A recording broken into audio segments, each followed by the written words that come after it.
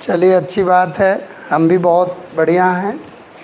और कल हम लोग हर्षवर्धन को आधा अधूरा छोड़ दिए थे। आज पूरा करेंगे हम लोग और उसके बाद ढेर सारे मंदिर बनवाएंगे, हैं? और फिर कल होगा विदेशी आक्रमण और दिल्ली अब दूर नहीं है। दिल्ली के पास पहुंच रहे हैं हम लोग। तो चलिए, एक बार कल वाला जो है आप लेक्चर देख लेना। हर्षवर्धन के समकालीन जरूर नोट करना आप, क्योंकि हर्षवर्धन के समकालीन जितने राजा हैं उसी से आप उस गुत्थी को सुलझा पाओगे, नहीं तो बहुत ही उलझा हुआ इतिहास है उस दौर में। जैसे नेपाल के राजा हैं अंशु वर्मन, जैसे असम के राजा हैं भास्कर वर्मन, जैसे कांचीपुर के राजा हैं कांचीपुरम पल्लो नरेश, नरसिंह वर्मन फर्स्ट, नरसिंह वर्मन फर्स्ट मामल्य जो रथ मंदिरों के निर्माण करेंगे वो राजा हैं पल्लव नरेश। तो इसका मतलब चीनी यात्री इवान चांग जाएगा तो उनसे मुलाकात होगी। और बादामी के चालुक्य घराने के राजा हैं पुलकेशिन सेकंड, ये भी समकालीन। और वल्लभी में इनका दामाद है ध्रुवसेन सेकंड। वल्लभी में आक्रमण किए थे। और वल्लभी में कौन सा घराना था? मैत्रक। वल्लभी विश्वविद्यालय, विक्रमशिला विश्वविद्यालय, नालंदा विश्वविद्यालय, तक्षशिला विश्वविद्यालय, सोमपुरी विश्वविद्यालय, जगदल विश्वविद्यालय, ढेर सारे विश्वविद्यालय मिले। तो ये चीज़ ध्यान रखना है कि सबसे फेमस यूनिवर्सिटी आ जाए तो नालंदा, सबसे प्राचीन आ जाए तो तक्षशिला, लेकिन अगर शासन प्रशासन के क्षेत्र में आ जाए तो वल्लभी बड़ा ही फेमस विश्वविद्यालय था। यहाँ एडमिनिस्ट्रेटिव अफसर निकलते थे। तो बाद में 770 के आसपास अरबियों के आक्रमण का शिकार हो गया और वहीं पर ये डायनेस्टी ख़त्म हो जाती है, मैत्रक घराना। मौखरी घराना को भी आप पढ़ चुके अच्छी तरह। मौखरी में इनके संबंध थे, ग्रहवर्मन के साथ शादी हुई थी। मौखरी पहले गया में रहते थे, फिर जो है कन्नौज शिफ्ट हो गए। गया में कैसे पुष्ट करोगे आप? लोमस ऋषि की गुफा, जो दशरथ की गुफाएं हैं, जो बराबर में अशोक की गुफाएं हैं, उससे पुष्ट हो जाएगा कि मौखरी गया कैसे पहुंच गए। यज्ञ वर्मा, शार्दुल वर्मा, अनंत वर्मा, ये 4 मौखरी शासकों का नाम मिलता है किसमें? दशरथ के लोमस ऋषि के गुफा में। जैसे बड़थिका है, बैहिका है, गोपिका है, उसी तरह से लोमस ऋषि की गुफा। और ये दानी सम्राट हो गए अशोक के साथ ही साथ। कौन? दशरथ। वो हम लोग पढ़ चुके हैं। बराबर में है विश्व झोपड़ी गुफा है, कर्ण चौपड़ गुफा है, सुदामा गुफा है। ये IAS में खूब क्वेश्चन पूछता। तो आप बिल्कुल खो जाओ, मंजिल 100% चल के आएगी। और देश की जो शिखर है सेवा, उसके आप बन जाओगे सेवक। एक अरमान होता है, हमारा भी बहुत अरमान था कि IPS IAS नहीं बनेंगे तो नौकरी नहीं करेंगे। एक जिद थी, बहुत सी नौकरियों को छोड़ दिया। बस एक जिद थी कि बने नहीं, बनाने वाला बनेंगे, बस एक जिद थी। और आज उस जिद का निर्वहन कर रहे हैं। मेकर बनना बहुत बड़ी बात है। आप भी बन जाओगे तो हजारों को बनाओगे। आपकी प्रेरणा से लोग बनेंगे, आपके तौर तरीके को देखकर लोग बनेंगे, आपके कोड ऑफ कंडक्ट को देखकर कितने लोग अच्छे हो जाएंगे।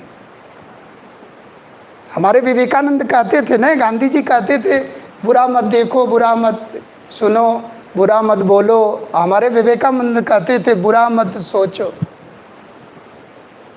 सोचो आप, don't think wrong about others, always think wrong about your self, her self, my self. लेकिन आज हम लोग दूसरे के बारे में बुरा सोचते। बिना निमंत्रण के चले गए थे विवेकानंद, शिकागो में परचम लहरा के चले आए। ऐसा बनना हमें।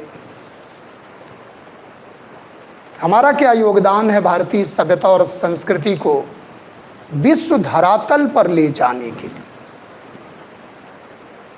आपका भी कंट्रीब्यूशन जोड़ा जाएगा जब आप ग्लोबल अफसर बनोगे, ग्लोबल बनोगे। आईपीएस आईएएस क्या है, सरहद के मोहताज नहीं होते, ग्लोबल होते, विदेश नीति को प्रभावित करते, मोदी योगी के साथ चलते, पीएम सीएम के साथ चलते। कितनी बड़ी बात है। तो आप उस अखिल भारतीय सेवा के सेवक बनने जा रहे, तैयारी उस रूप में करना। तो हम लोग दो चीज देखे थे हर्षवर्धन के बारे में, कभी भी क्वेश्चन आए 3 एंगल से देखना, लिटरेरी अकाउंट्स, आर्कियोलॉजिकल अकाउंट्स और फॉरेन अकाउंट्स। लिटरेचर में आपने देखा कि धनी थे हमारे हर्ष, साहित्य अनुरागी सम्राट थे, कविता कामनी की बरसात होती थी जब हर्ष बोलते थे। लेकिन फिर भी आक्षेप लगाने वाला तो लगाएगा ही कि हर्ष ने नहीं लिखा, दूसरे से लिखवा दिया। और लिखने वाला कौन था? धावक। प्रियदर्शिका, नागानंद और रत्नावली जैसे ग्रंथों की रचना इन्होंने कर दिया और नागानंद का मंचन भी कराया और ये प्रूफ कर दिया कि शस्त्र आड़े हाथ नहीं आएगा शास्त्र के रास्ते में। शस्त्र और शास्त्र के धनी हो गए कौन? हर्षवर्धन। और एक राजा और आपको मिलेगा जिसका नाम है हर्ष, लेकिन वो हर्ष का जस्ट अपोजिट है, वो कश्मीर का राजा। कल्हड़ ने जब राज तरंगड़ी लिखा तो कल्हड़ जिसके दरबार में रहा करता था वो राजा हर्ष, वो कश्मीर का राजा हर्ष, वो आतताई राजा हर्ष, वो लुटवा देने वाला राजा हर्ष। जो कश्मीर जल रहा था तो हर्ष बंसी बजा रहा था, इसलिए कश्मीर का नीरू लिखा। किसने? कल्हड़। कल्हड़ ने लिखा है कि कवि वही है, इतिहासकार वही है जो अपने वाणी का प्रयोग सत्य के लिए कर जाए। सुकरात को देखो आप, पढ़ा लिखा नहीं था लेकिन प्लेटो सुनता था। बोले गुरुजी आप बोल दो बस, हम हैं ना, डोंट वरी। लेकिन अन्याय बर्दाश्त नहीं होता था सुकरात को। आप सोचो, जो दुनिया को पॉलिटिक्स दिया, जो दुनिया को दिया पॉलिटिकल साइंस, जो दुनिया को रास्ता बता रहा है, वो सुकरात खुद में पढ़ा लिखा नहीं था। कह रहा क्या? ज्ञानी सद्गुणी होता, सद्गुणी ज्ञानी होता। अब प्लेटो ने उस परंपरा को आगे बढ़ाया, द एकेडमी की स्थापना कर दिया, अरस्तु आ गया और अरस्तु ने द पॉलिटिक्स लिख दिया और पॉलिटिकल साइंस का जनक हो गया। सोचो कैसी परंपरा आगे बढ़ गई। तो निरक्षरता कभी कभी आड़े हाथ नहीं आती है अगर आपके पास प्रैक्टिकल नॉलेज है तब।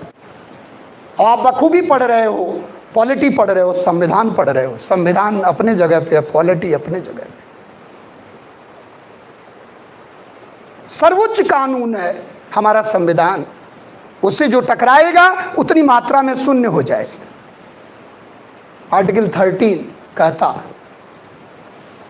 प्यार से पढ़ो। आप भगवान को दुआएं दोगे, भगवान किस घड़ी में हमें ये अपॉर्चुनिटी दिए आप कि मुझे सब पढ़ने का अवसर मिले। दिल से पढ़ो आप, कभी आर्टिकल 13 को दिल से पढ़ो आप।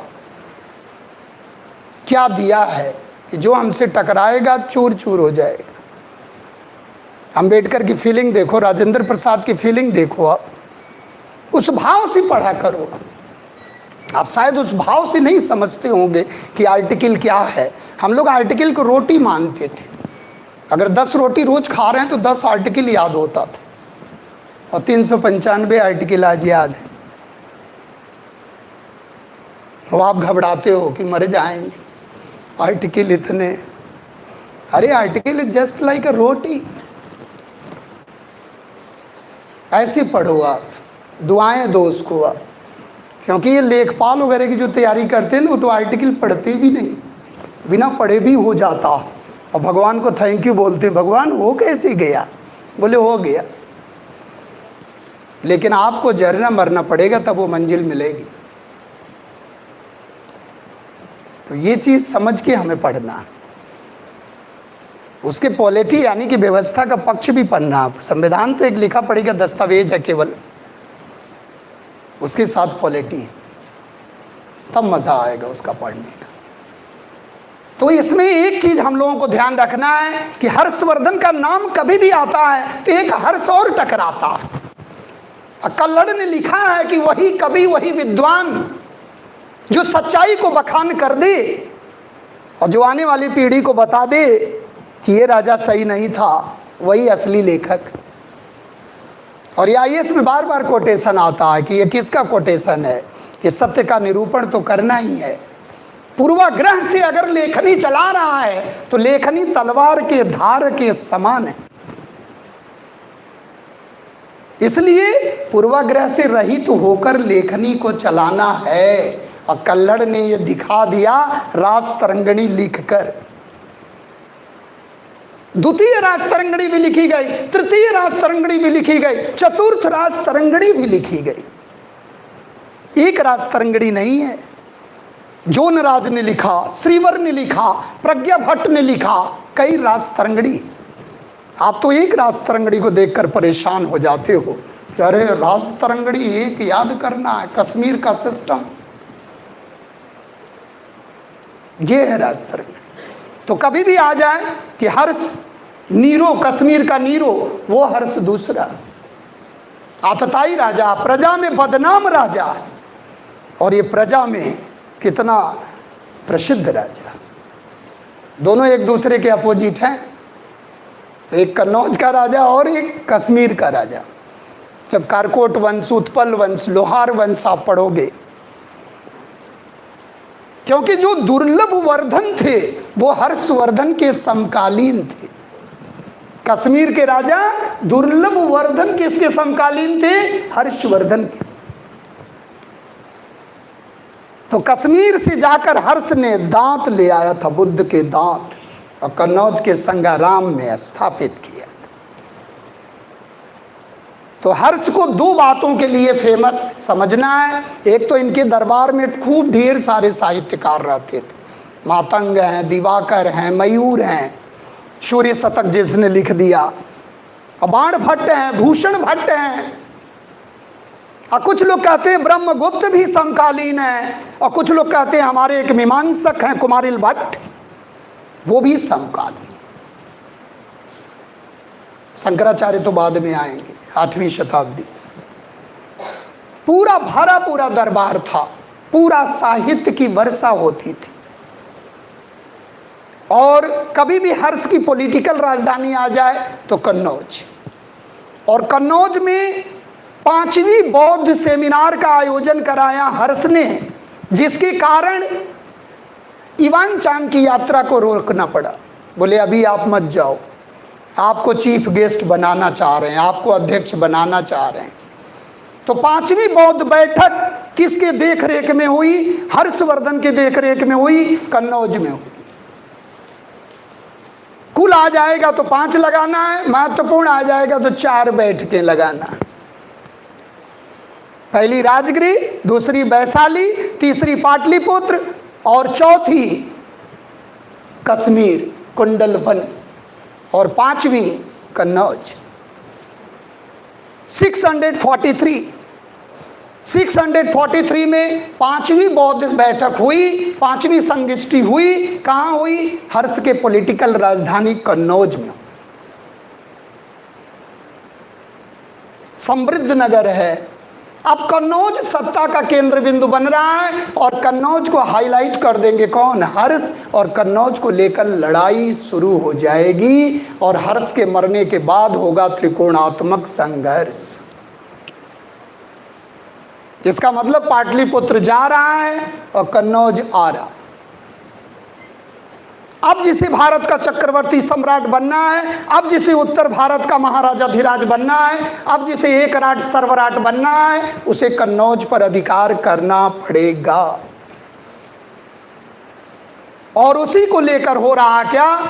Triangular struggle between Pala, Pratihara and Rashtrakuta. और राष्ट्रकूट इंटरफियर कर रहा है उत्तर भारत के राजनीति में दक्षिण भारत से। क्योंकि सेना बड़ी जबरदस्त थी, और जब जब राष्ट्रकूट इंटरफियर करेगा तो राष्ट्रकूट की विजय होगी, पाल और प्रतिहार की पराजय होगी।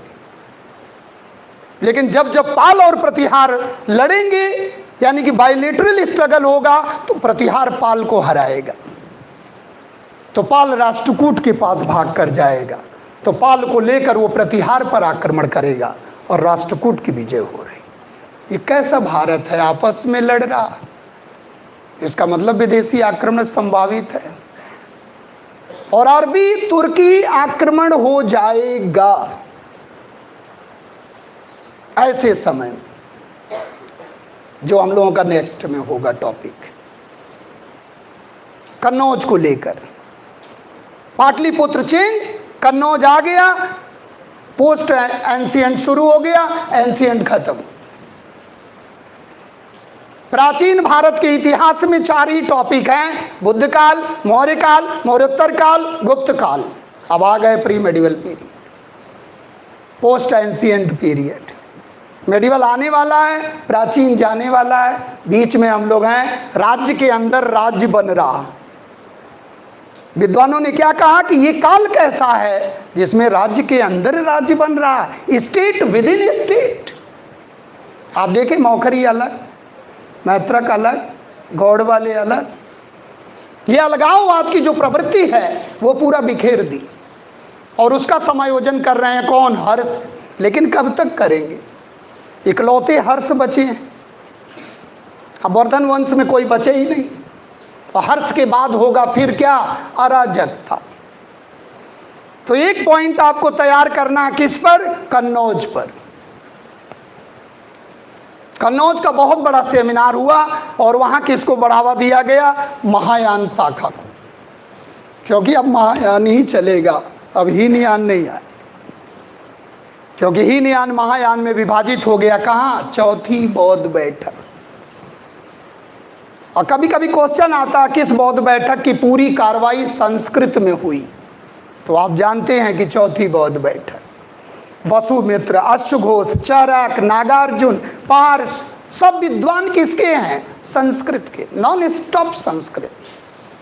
और वही कारण रहा कि गुप्त काल में संस्कृत सारथी भी बोल रहा, नौकर चाकर भी बोल रहा, और संस्कृत राजभाषा बन गई। यानी कि अगर हमें मालूम हो जाए कि यह ग्रंथ गुप्त काल का है, तो संस्कृत भाषा होगी और ब्राह्मी लिपि होगी। चाहे कालिदास के ग्रंथ हों, चाहे धन्वंतरी के ग्रंथ हों, चाहे छपड़क के ग्रंथ हों, चाहे शंकु के ग्रंथ हों, चाहे विष्णु शर्मा के ग्रंथ हों, किसी के ग्रंथ हों, चाहे समुद्रगुप्त के सिक्के हों, ऑल आर इन संस्कृत। और जब आता है कि हिंदी क्या है, तो आप राजभाषा नहीं लगा पाते हो, आर्टिकल 343। क्या मजे की बात है कि आप हिंदी नहीं लगा पाते हो, जबकि आर्टिकल में लिखा है भाग 17 343 आर्टिकल।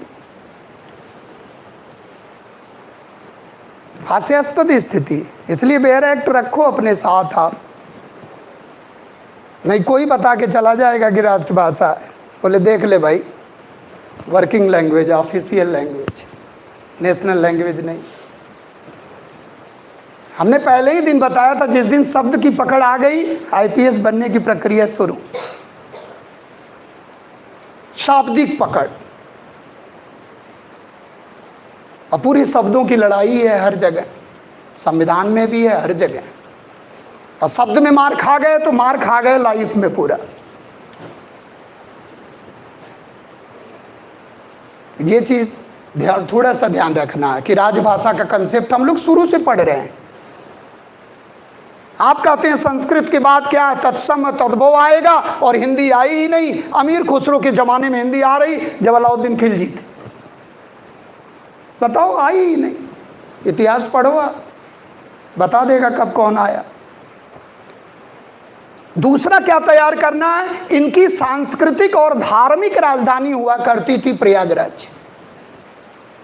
प्रयाग, 2 राजधानियों वाले राजा हैं, 2 राजधानियां बनाते थे। चंद्रगुप्त विक्रमा भी 2 राजधानियां बनाए, कनिष्क भी 2 राजधानियां बनाया। ये बात क्या मोहम्मद बिन तुगलक को समझ में नहीं आई? क्या वो इतिहास से नहीं सीख लेता था? 2 राजधानी नहीं बनाया, बदनाम हो गया, और इतना विद्रोह हुए कि संभाल नहीं पाया, जबकि इतिहास का सबसे पढ़ा लिखा सुल्तान था। लेकिन लोग उसे नहीं समझ पाए, वो लोगों को नहीं समझ पाए। पढ़ना लिखना भी संभल के करना, नहीं फ्यूज उड़ जाए ज़्यादा, PhD कर लिए, लोग ही नहीं समझ पा रहे हैं लल्ला क्या कर लिया। लल्ला स्वयं से बातें करते हुए चल रहा, ऐसी स्थिति ना आ जाए। हंसते खेलते बन जाओगे IPS आप, कोई स्ट्रेस नहीं देना। कभी लियोनार्डो दा विंची के बारे में सोचो आप, क्या ज्ञान नहीं था, सब ज्ञान था उस पेंटर के पास। Physics, chemistry, zoology, botany, human physiology, क्या नहीं जानता था। और हम लोग 2-4 को नहीं संभाल पाते। राहुल सांस्कृतायन हमारे यहाँ थे, 36 भाषाओं का ज्ञान था। हम लोग 1-2 भाषा में बोल जाते हैं, अरे अब नहीं, आगे नहीं बढ़ूंगा। राजा राम मोहन राय को देखो, दर्जनों भाषाओं का ज्ञान था। दर्जन तो छोड़ दो, 36 भाषा। हमारे घर से थोड़ी दूरी थी राहुल सांस्कृतायन का खानदान रहता। अथा तो घुमक्कड़ी जिज्ञासा, 36 भाषा। वो घूमते थे, लिखते थे, बस 2 ही काम था। हॉबी क्या थी? घूमना और लिखना। सोचो, तो कभी डरना नहीं। प्रयाग के बारे में एक क्वेश्चन आता है कि प्रयाग प्रत्येक 5वें वर्ष ये प्रयाग में मिलते थे और अपनी इनकम का 1/4 बांट देते थे। बोले गरीबों में बांट दो, प्रशासन को दे दो, हमारे लिए बस बचा लेना 1/4। वो राजा हैं हर्ष, दानी सम्राट हो गए, गरीबों को दान आदि वितरित कर दिए। प्रयाग के सेमिनार में सब भाग लेने आए। आप प्रयाग का सेमिनार देखो, महामोक्ष परिषद, और 6ठा महामोक्ष परिषद उसी समय हुआ जब कन्नौज वाला हो रहा था। एक ही वर्ष में है, आगे पीछे। तो चीनी यात्री इवान चांग ने लिखा है नालंदा विश्वविद्यालय के बारे में, 10,000 बौद्ध भिक्षु रखते थे वहाँ, और 100 गांवों से उसकी इनकम चलती थी। 100 गांवों का दान दिए थे। और वहीं सिंह लिखता है कि 200 गांवों से चलती थी और 3,000 बौद्ध विद्वान वहाँ रहते थे। ऐसे क्वेश्चन उलझा देगा। 10,000 100 गांव, 3,000 200 गांव, ऐसे नालंदा विश्वविद्यालय के खर्चे चलते थे। और ये दोनों खूब लिखे हैं क्योंकि वहां पढ़ते भी थे। तो इवान चांग और इत्सिंग रहकर नालंदा विश्वविद्यालय में पढ़ाई किए। जबकि इत्सिंग जब आया तो भारत में कोई उसका स्वागत करने के लिए नहीं था, कोई नहीं था, अराजकता थी। फायान भी आया तो राजा था, इवान चांग भी आया तो राजा था हर्षवर्धन, माहुयान भी आया तो राजा था मल्लिकार्जुन, विजयनगर का राजा। लेकिन जब इत्सिंग आया तो टोटल डिसऑर्डर था। तो वो ज़्यादा नालंदा विश्वविद्यालय में ही रह गया, वहीं रह के अध्ययन कर रहा और वहीं से फिर चला जाता। सबसे ज़्यादा भारत में रहा, लेकिन चूंकि अराजकता का दौर था, कोई सत्ता थी ही नहीं। तो इन चीज़ों को थोड़ा सा ध्यान रखना है। और इनके जो कुछ महत्वपूर्ण पदाधिकारी थे, जैसे जब ये संकट के समय में आ गए, जब कुरंगक ने आकर सूचना दिया कि आपके जो है पिताजी बीमार हैं और रसायन और सुखेन उनकी जो है इलाज कर रहे हैं और पिताजी की डेथ हो गई। और फिर बाद में आकर कुंतल, इनका एक पदाधिकारी था, वो सूचना देता है कि राज्यवर्धन की भी हत्या हो गई। और फिर एक सूचना आती है कि राज्यवर्धन की हत्या हो गई, गृहवर्मन की हत्या पहले हुई थी। और गृहवर्मन की जब हत्या हुई तो देवगुप्त ने और शशांक ने उसको जो है राजश्री को कन्नौज के कारागार में डाल दिया। और राजश्री वहाँ से निकलकर विंध्याचल के जंगलों की तरफ भाग रही थी, सती होने जा रही थी। और एक इनके मित्र थे दिवाकर मित्र, जिनके प्रभाव में आकर ये बौद्ध हुए। उन दिवाकर मित्र के सहायता से इन्होंने यश राजश्री को बचा लिया, क्योंकि इनकी माता थी वो सती हो गई थी, यशोमती। तो दिवाकर मित्र के सहायता से सती होने से बचा लिया गया उस विधवा नारी को, राजश्री को, जो इनकी बहन थी।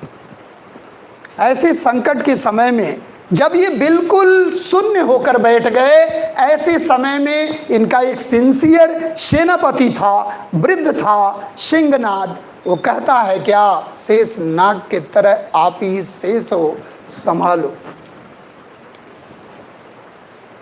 और भंडी को आप जानते ही, उनका ममेरा भाई था, सचिव था, प्रधान सचिव था, और विदेश सचिव था अवंती। प्रिंसिपल सेक्रेटरी एक प्रधान सचिव था ममेरा भाई भंडी, और एक विदेश सचिव था। कौन? जो विदेश सचिव फॉरेन सेक्रेटरी था, उसका नाम था अवंती। तो कुछ नाम भी ऐसे थोड़ा सा आपको ध्यान में रखना। तो एक चीनी यात्री का प्रकरण, एक राजधानियों का प्रकरण, कभी भी आ जाए बौद्ध धर्म में आस्था रखते हुए तो कन्नौज सेमिनार, कभी भी आ जाए ब्राह्मण धर्म में आस्था रखते हुए प्रयाग सेमिनार। ऐसे क्वेश्चन आएगा, ब्राह्मण धर्म में आस्था रखते हुए हर्ष ने कौन सा सेमिनार किया, और बाद में जब क्रिया ब्राह्मणों को निकाला भी कर दिया। और that's was the deepest blot on the character of Sher Shah. थोड़ा क्रिया प्रतिक्रिया हुई, ब्राह्मणों ने थोड़ा उग्र रूप लिया, तो वहां हर्षवर्धन की थोड़ी सी स्थिति, थोड़ा सा निंदा हुआ। तो ये चीज दिमाग में रखना है कि हर्षवर्धन को जो हम लोग पढ़ रहे हैं, और इन्हें एक चीज और कहा जाता था, परम माहेश्वर, माहेश्वर, क्योंकि शिव पार्वती प्रकार के सिक्के इन्होंने चलाए। तो बुद्ध की वंदना, सूर्य की वंदना, कुलागत धर्म, खानदानी धर्म, शैव धर्म, शैवाचार्य भैरवाचार्य इनके कुलगुरु हुआ करते थे। कुलागत धर्म और शिव पार्वती के सिक्के इन्होंने चलाया। तो शिव पार्वती प्रकार के सिक्के आ जाए, और इनका खुद का टाइटल था क्या, परम माहेश्वर, परम भट्टारक, परम माहेश्वर, और सकलोत्तर पथनाथ की भी उपाधि से विभूषित हुए। सकलोत्तर पथनाथ, उत्तर भारत के पहले लास्ट महत्वपूर्ण शासक, ये कल हम लोग देख चुके थे। और एक इनकी बड़ी फेमस टाइटल थी, शिलादित्य की टाइटल, जो चीनी यात्री बार बार कहता था शिलादित्य। तो इन्हीं का नाम था शिलादित्य के नाम से। और इन्हें एक चीज और कहा जाता था कि सभी देवताओं का सम्मिलित अवतार पुकारा जाता था। तो लिख लेना आप, सभी देवताओं का सम्मिलित अवतार हर्षवर्धन को माना जाता था। इसका मतलब कि थियरी ऑफ किनशिप में आ गया क्या, देवत्व आ गया। राजत्व के सिद्धांत में कहीं न कहीं देवत्व का सहारा लिया गया। इसका मतलब सेना कमजोर है। आप बलबन को पढ़ेगे तो बलबन क्या कहेगा, I am incarnation of God on earth, नियाबत खुदाई।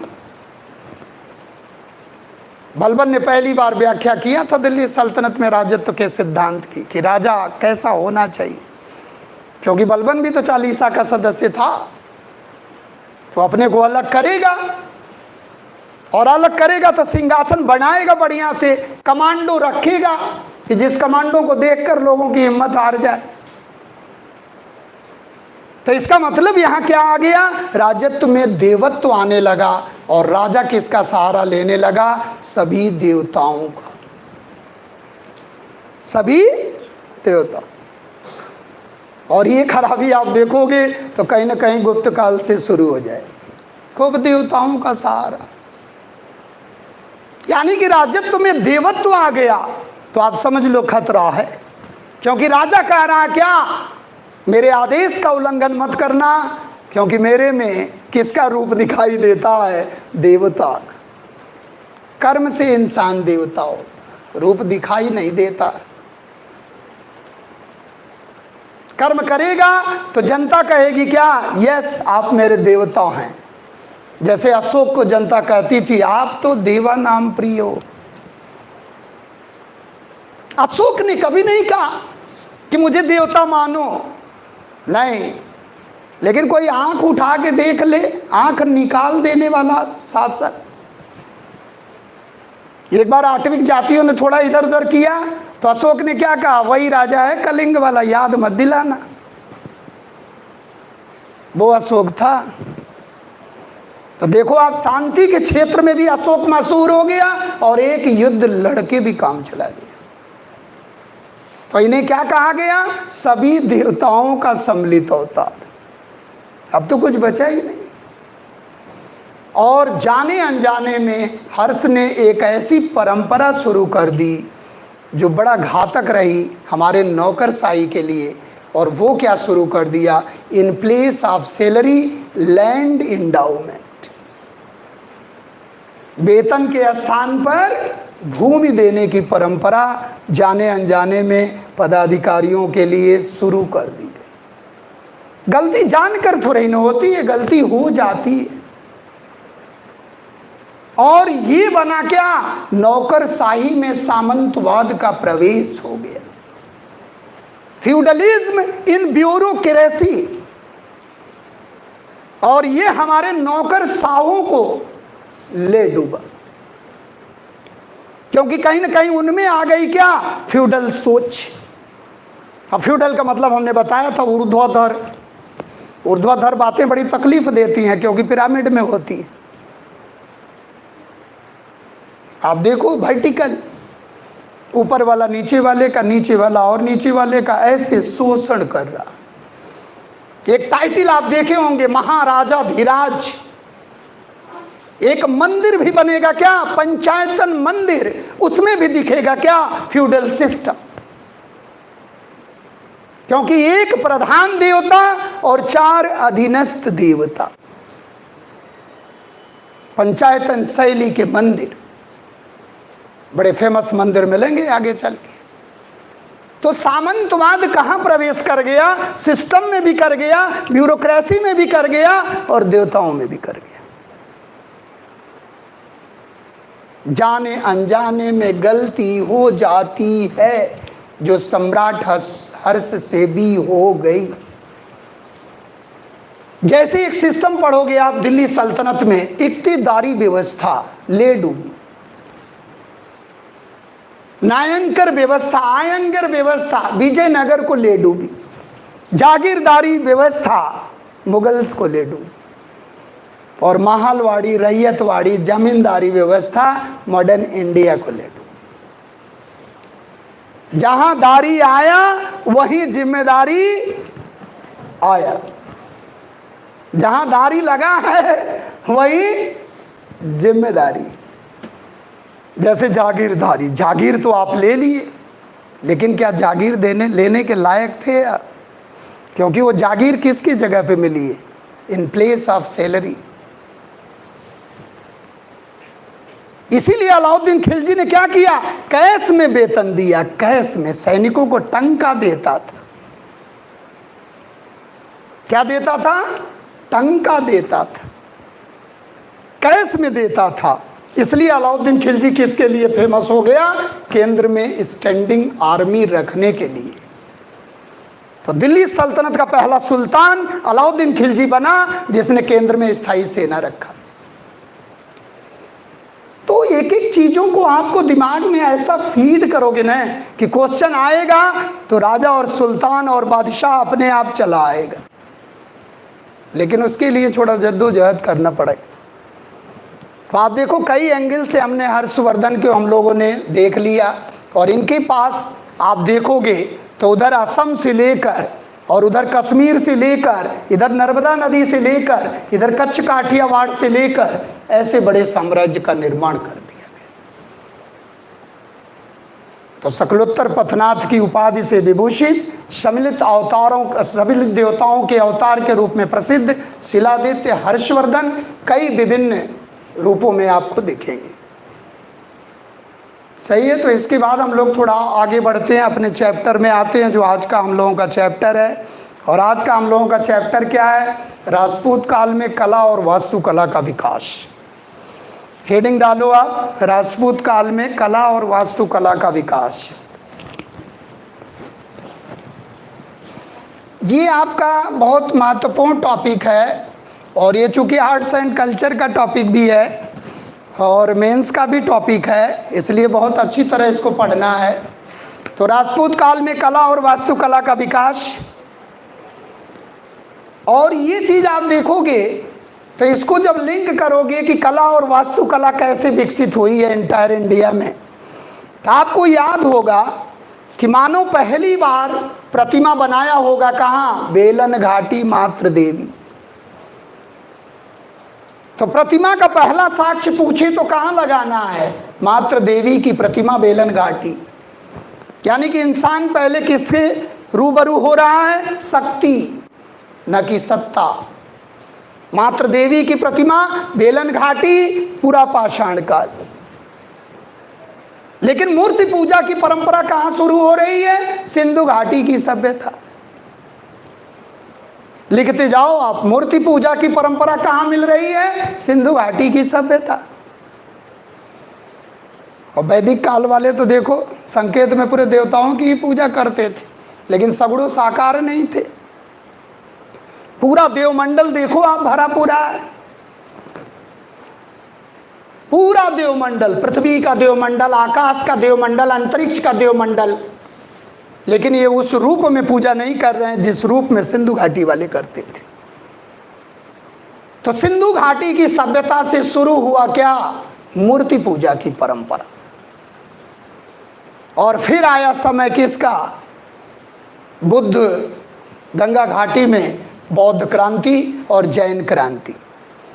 और बुद्ध के मरने के बाद बंटवारा हो गया और इनके भस्मावशेष को लेकर दावेदार उभरे और उन दावेदारों ने मिलकर बनाया क्या, स्तूप बनाया, चैत्य बनाया। और स्तूप जो बना वो जस्ट लाइक सांची की तरह बना, सांची की तरह स्तूप बन रहे हैं। और पहला स्तूप का निर्माण कहाँ हो रहा है, प्री मौर्यन पीरियड में, यानी कि प्राक मौर्य काल में, यानी कि बुद्ध के मरने के बाद उत्तर प्रदेश गोरखपुर पिपरावा का स्तूप। पिपरावा का स्तूप बन रहा है, फिर सांची का स्तूप बनेगा, फिर अमरावती का बनेगा, फिर नागार्जुन कोंडा का स्तूप बनेगा। यानी कि सबसे प्राचीन स्तूप कौन है, पिपरावा का स्तूप, उत्तर प्रदेश गोरखपुर। पिपरावा का स्तूप किस काल का है, प्री मौर्यन। और स्तूप अगर शब्द देखोगे आप तो उठती हुई ज्वाला के रूप में स्तूप का प्रयोग कहाँ मिलता है, ऋग्वेद। ये स्तूप कॉन्सेप्ट पहले आ गया, स्तूप बाद में बने। तो उठती हुई ज्वाला के रूप में स्तूप का प्रयोग किया गया। The rising flame is called stupas. और कहाँ पहली बार इसका वर्णन मिल रहा है, ऋग्वेद। और स्तूप किससे जोड़े रहे हैं हम लोग, जिसकी रेज से, जिसके रश्मियों से, जिसके निर्वाण प्राप्ति के बाद दुनिया लाभ ले रही। और वो जोड़ दिए कंसेप्ट किससे, बुद्ध से।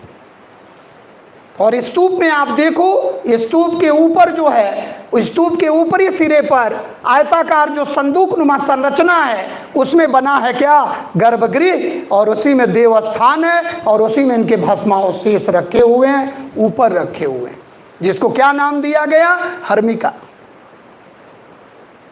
जैसे हमारे यहाँ नहीं होता गर्भगृह, देवस्थान जो मेन प्लेस होता है, तो वही स्तूप में क्या है, हर्मिका। और हर्मिका के ऊपर क्या लगी है, 3 छतरियां। और 3 छतरियां किस बात की प्रतीक हैं, बुद्धम शरणम गच्छाम, धम्मम शरणम गच्छाम, संघम शरणम गच्छाम। वो स्तूप, कभी भी स्तूप आपके सामने आए जस्ट लाइक सांची, उल्टे कटोरे के तरह, सेमी स्फेरिकल। इसके बाद मौर्य काल आया। मौर्य काल में स्तूप बना, सांची का स्तूप बना। अशोक ने 84,000 स्तूप बनवाए, स्तंभ बनवाए। स्तंभ कला ज़्यादा हावी हो गई। उसके बाद आया मौर्योत्तर काल। और जब मौर्योत्तर काल आया तो आपने देखा कि मथुरा शैली, गांधार शैली, अमरावती शैली, मूर्ति निर्माण की विभिन्न शैलियों का भी उदय हो गया। यानी कि मौर्योत्तर काल तक आते आते खूब मूर्तियां बनी। हमने पढ़ाया भी था कि किस काल में सबसे ज्यादा मूर्तियां देखने को मिली, तो मौर्योत्तर काल। और मूर्ति निर्माण की शैलियां कौन थी जो कनिष्क के समय में आई? कौन थी? मथुरा, गांधार और अमरावती शैली। मथुरा शैली में बने, गांधार शैली में बने और मूर्तियां खूब बन रही। लेकिन मंदिर निर्माण कला का जन्म हो रहा है गुप्त काल। मंदिर निर्माण कला का जन्म गुप्त काल में हो रहा है और कई स्टेप में मंदिर बन रहे हैं। आप देख रहे हो कि मंदिर बन रहे हैं, नचना कुठार का मंदिर बन रहा, डबल स्टोरीड मंदिर बन रहा, शिखर मंदिर बन रहे हैं, छत वाले मंदिर बन रहे हैं, गुंबद वाले मंदिर नहीं बन रहे। मंदिर निर्माण कला का जन्म आ गया तो गुप्त काल लगाना है। और गुप्त काल भारतीय इतिहास का कौन सा टॉपिक है? 8वां टॉपिक। यानी कि 7 टॉपिक में मंदिर नहीं मिलेंगे सनातन धर्म वाले। शैव, वैष्णव और शाक्त धर्म के मंदिर नहीं मिलेंगे। स्तूप मिलेंगे, चैत्य मिलेंगे, लेकिन मंदिर नहीं। तो शैव, वैष्णव और शाक्त वाले मंदिर, शिव पार्वती के मंदिर, विष्णु के मंदिर, ये पहली बार कहां मिलेंगे? गुप्त काल। और धीरे धीरे आपका प्रतिमा शास्त्र भी आ जाएगा, क्योंकि प्रतिमाएं आ रही। और प्रतिमाएं आ रही तो प्रतिमाओं के बैठने की भाव भंगिमा क्या है? तब आएगा क्या? आइकोनोग्राफी, आइकोनोलॉजी।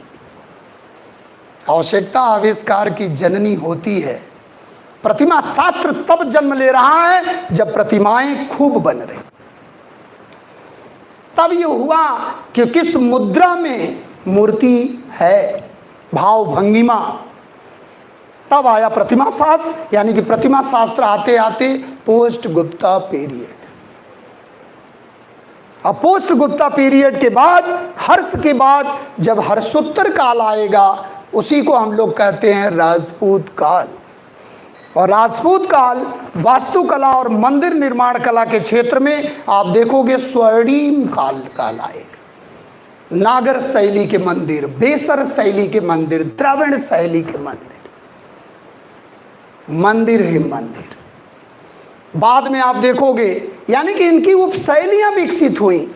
खजुराहो शैली, उड़ीसा शैली, सोलंकी शैली, आप देखो ढेर सारी, विजयनगर शैली, होयसल शैली, नायक शैली।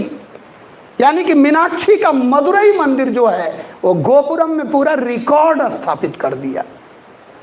7वीं यानी कि 16वीं 18वीं शताब्दी तक आते आते नायक शैली में एक मंदिर बना, मीनाक्षी का मदुरई मंदिर। और उसका गोपुरम विश्व का सबसे ऊंचा गोपुरम माना जाता है, भव्य द्वार। तो कभी भी आ जाए, मीनाक्षी का मदुरई मंदिर द्रविड़ शैली में है, लेकिन एग्जैक्ट शैली लगाना है तो नायक शैली। विजयनगर के मंदिर किसमें? द्रविड़ शैली में है, लेकिन विजयनगर की खुद अपनी वास्तुकला है। सोमनाथ का मंदिर, मुंडेरा का सूर्य मंदिर, यद्यपि नागर शैली के मंदिर हैं, गुजरात के मंदिर हैं, काठियावाड़ के मंदिर हैं, भीम फर्स्ट ने बनाया, लेकिन वो मंदिर किसके हैं? सोलंकी शैली के मंदिर। खजुराहो में कंदरिया महादेव का मंदिर बनेगा, चतुर्भुज विष्णु का मंदिर बनेगा, जैन मंदिर बनेंगे, लेकिन किस शैली के मंदिर हैं? नागर शैली के मंदिर हैं, लेकिन उनकी अपनी खुद की शैली है, खजुराहो शैली। उड़ीसा में जगन्नाथपुरी कोणार्क का सूर्य मंदिर बनेगा, और ये उड़ीसा नागर शैली का चरमोत्कर्ष है, लेकिन ये नागर शैली के मंदिर हैं, लेकिन इनकी खुद की अपनी मंदिर स्टाइल है, उड़ीसा स्टाइल।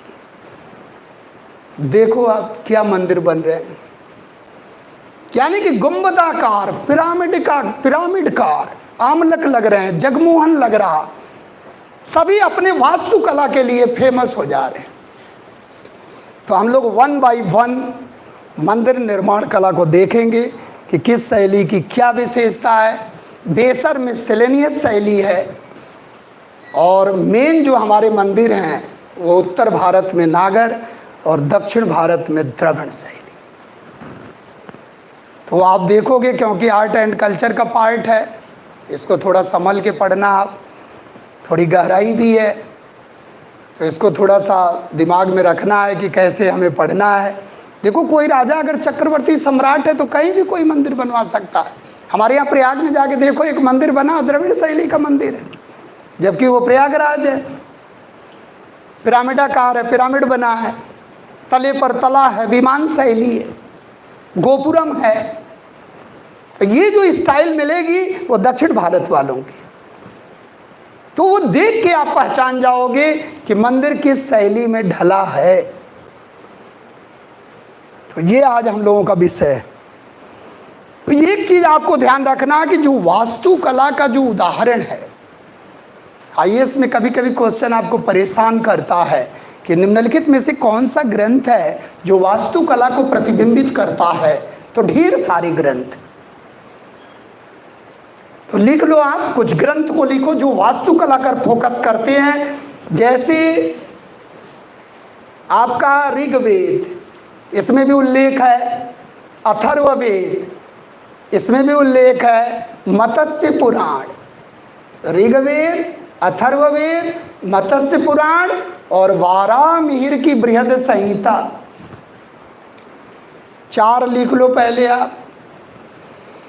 मत्स्य पुराण जो सबसे प्राचीन पुराण है, और बृहद संहिता वारामिहिर, वही वारामिहिर जो नवरत्नों में थे, बृहद संहिता। और इसी बृहद संहिता को कहते हैं सभी तकनीकी विज्ञानों का विश्वकोश,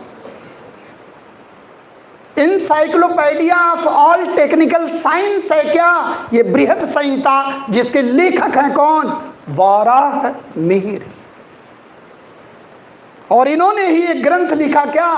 पंच सिद्धांतिका, जो ज्योतिष के 5 सिद्धांतों का वर्णन करता है। पैतामह है, वशिष्ठ है, रोमक है, पॉलिस है, सूर्य है। ज्योतिष के कितने सिद्धांत हैं? 5। और उसी को लेकर वारामिहिर ने एक ग्रंथ लिख दिया जिसका नाम क्या था? पंच सिद्धांतिका। पढ़े होंगे ये बीच बीच में, इसको पढ़ना पड़ेगा, बहुत महत्वपूर्ण है। तो ये चीज ध्यान रखना है। तो बृहद संहिता में भी वास्तुकला का उल्लेख है। फिर एक ग्रंथ है राजा भोज का, वही परमार राजा भोज। राजा भोज के 2 ग्रंथ हैं, एक सम्रांगण सूत्रधारा,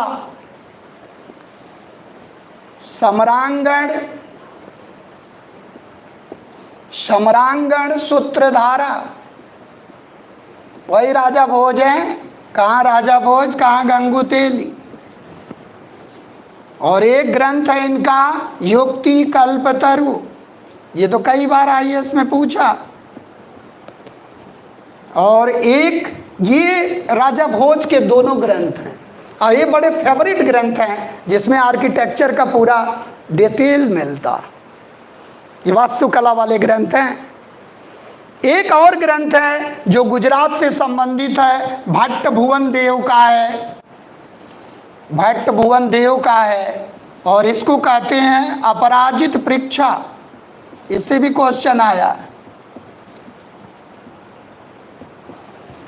अपराजित परीक्षा, अपराजित परीक्षा भट्ट भुवन देव का है। ये भी ग्रंथ बड़ा फेमस है। और एक हमारे चालुक्य नरेश हैं सोमेश्वर थर्ड, सोमेश्वर थर्ड का एक ग्रंथ है मानसोल्लास। मानसोल्लास ये भी वास्तुकला का ग्रंथ। ढेर सारे ग्रंथ। और वास्तुकला का अगर जनक माना जाए तो विश्वकर्मा। कौन है? Who was father of architecture? देवताओं के वास्तुकार कौन है?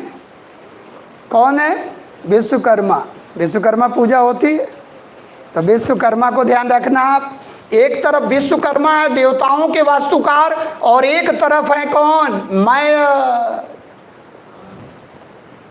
असुरों के वास्तुकार। जब देवताओं के होंगे तो असुरों के भी तो होंगे। और इसी से बना क्या? मयमत शास्त्र।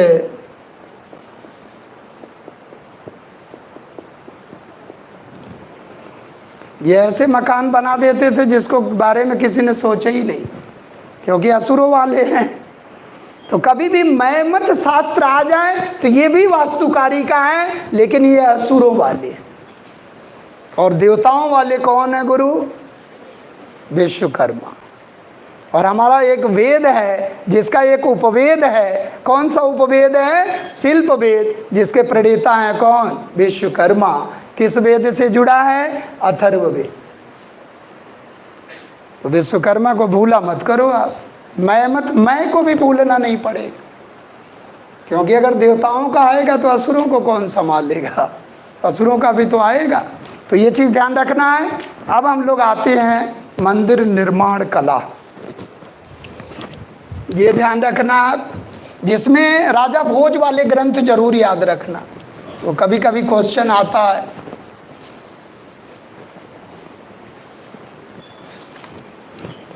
अब देखो आप कैसे बनाओगे। आप एक तरफ बनाओ आप नागर, नगर से बना है नागर शैली।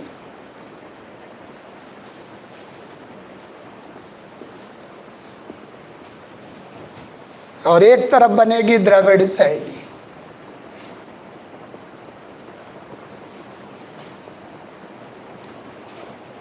और बीच में आ जाएगी शंकर शैली, मिसलेनियस, बेसर शैली। तो बेसर शैली में बहुत ज़्यादा परेशान नहीं रहना। बेसर शैली, बेसर शैली का मतलब है अपर कर्नाटका और टोटल महाराष्ट्र। ये संभाल लिए आप तो बेसर संभल गया। अजंता, एलोरा, बादामी, पद्दकल और अपर कृष्णा नदी से अपर कर्नाटका। यानी कि अगर आप इसको महाराष्ट्र और ऊपरी कर्नाटक, अगर जियोग्राफिकली इसको देखा जाए तो from Vindhyachal to up to Krishna, upper Krishna. और इसको जो अगर ज्योग्राफिकली देखा जाए तो from Himalayas up to Vindhyachal.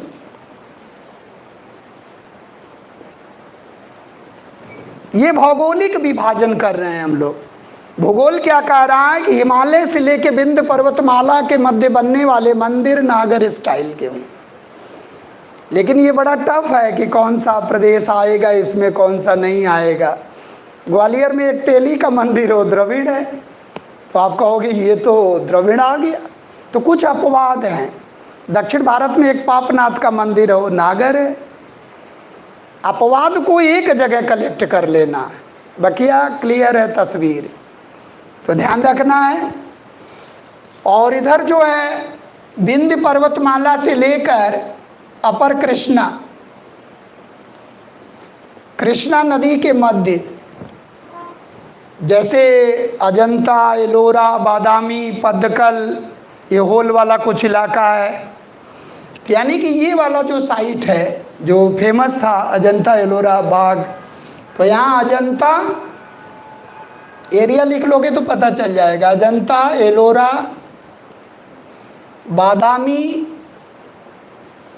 बादामी और पद्दकल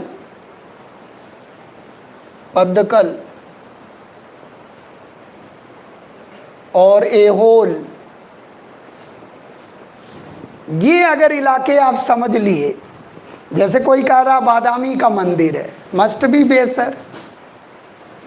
ये मिश्रित शैली के मंदिर हैं और इसके जनक चूंकि चालुक्य रहे, इसलिए इसको चालुक्य शैली भी कहते हैं।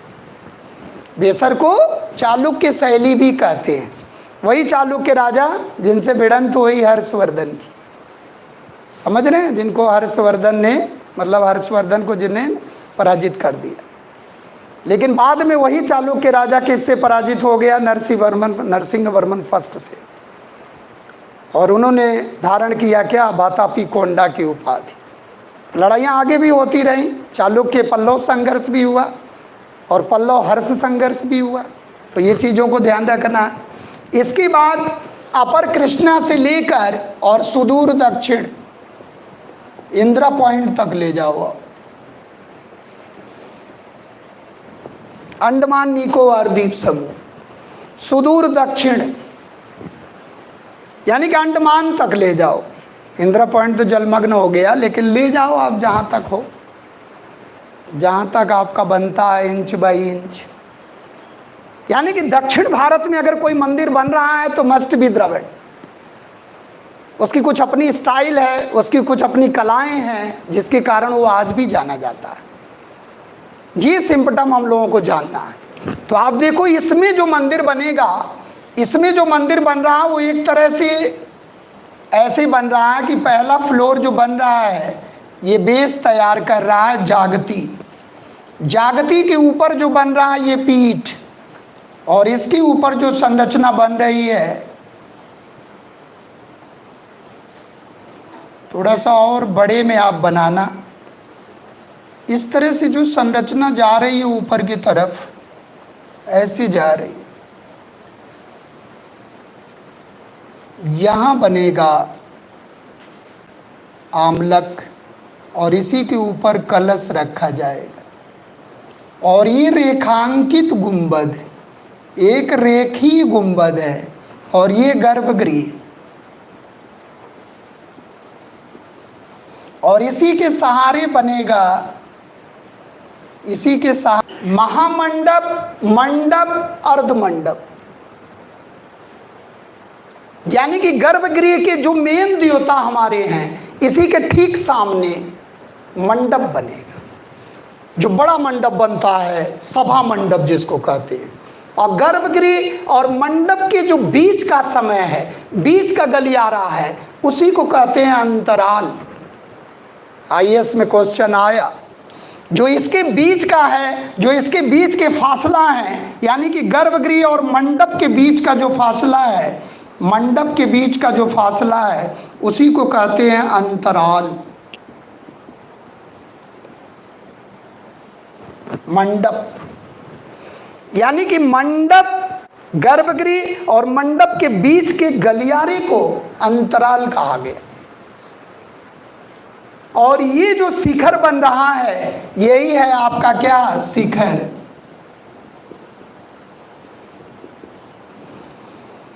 और कभी कभी आप खजुराहो में देखोगे, जो कंदरिया महादेव वगैरह के मंदिर हैं, उसमें कई शिखर हैं, छोटे छोटे छोटे छोटे छोटे छोटे छोटे छोटे शिखर।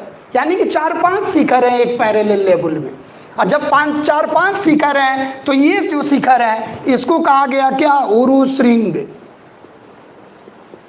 ये भी आईएएस में क्वेश्चन आया था, उरु श्रृंग।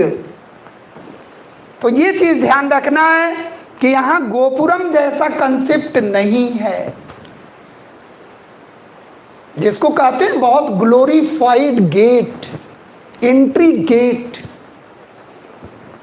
यहां जो है 4 दीवारी भी नहीं है, एंट्री गेट भी नहीं।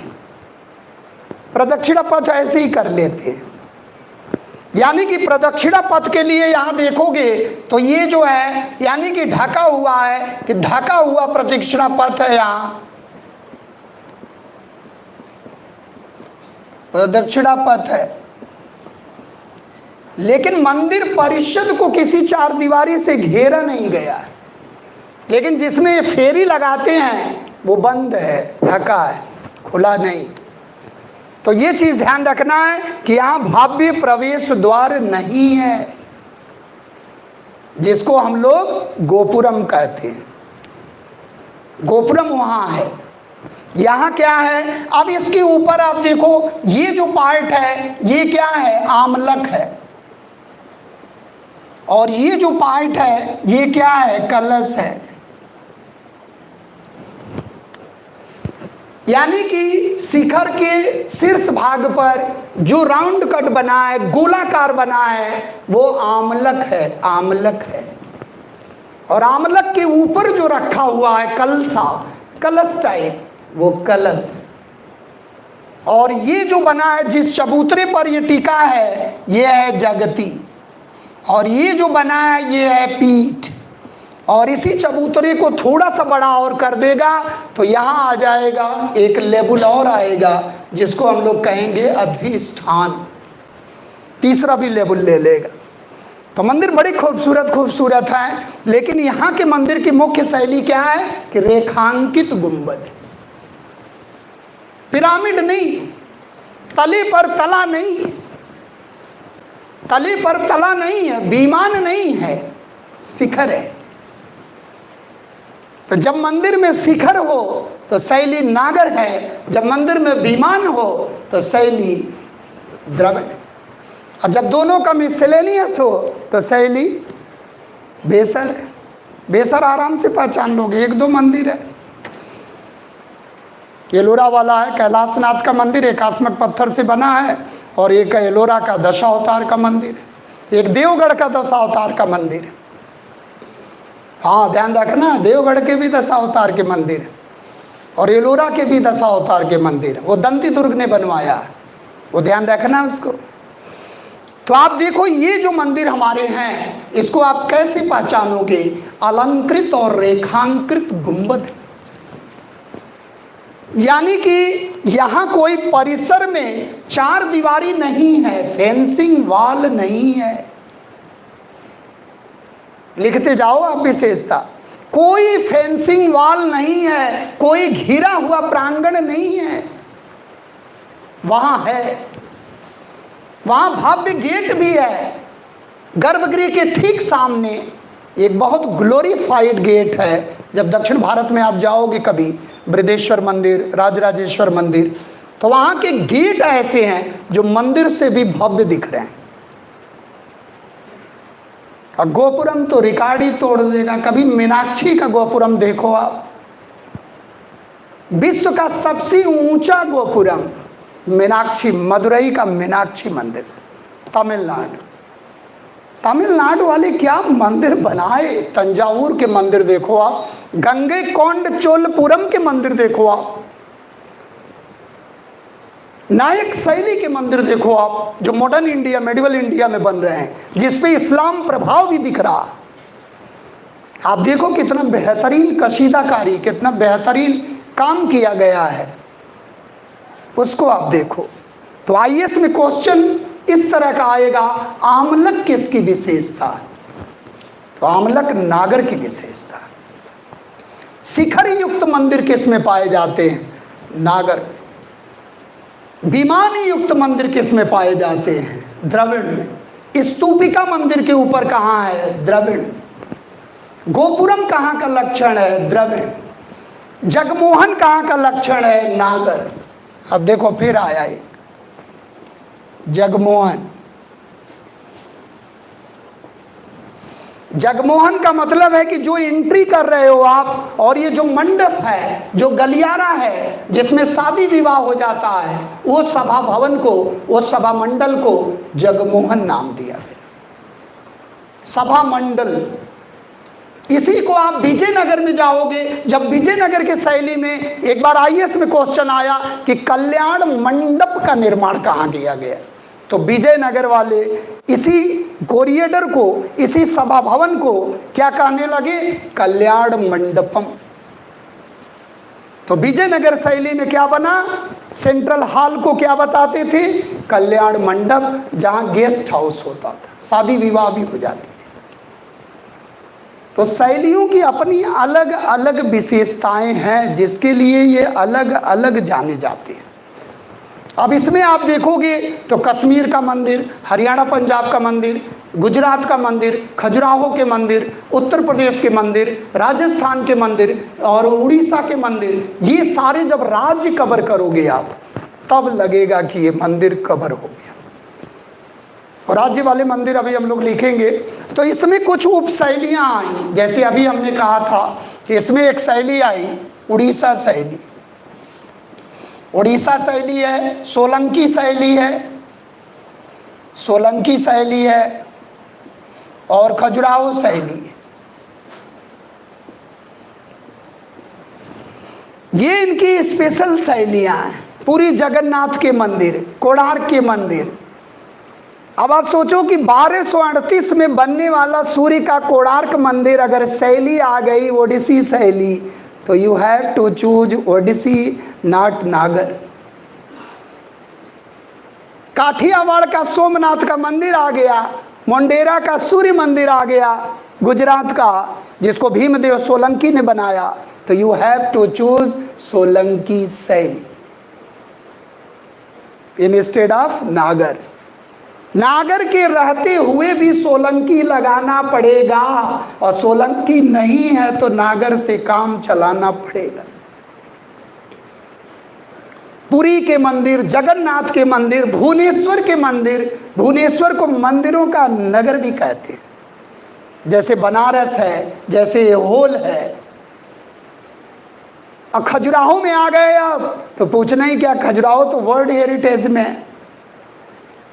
1984 में खजुराहो को यूनेस्को ने किस में डाल दिया? विश्व धरोहर सूची में डाल दिया। खजुराहो की कलाकृतियां, एक आप बहुत पहले पढ़े थे भीमबेदका की पेंटिंग, उसको वर्ल्ड हेरिटेज की लिस्ट में डाल दिया 2003 में।